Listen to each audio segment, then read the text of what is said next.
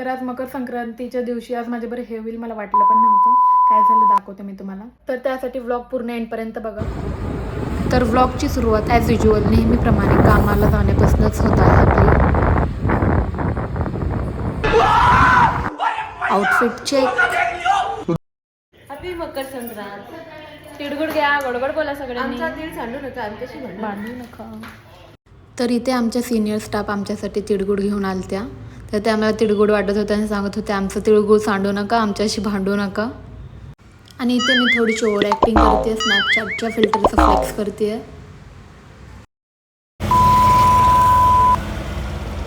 आता घरी जाताना लक्ष गेलं गाडीकडे.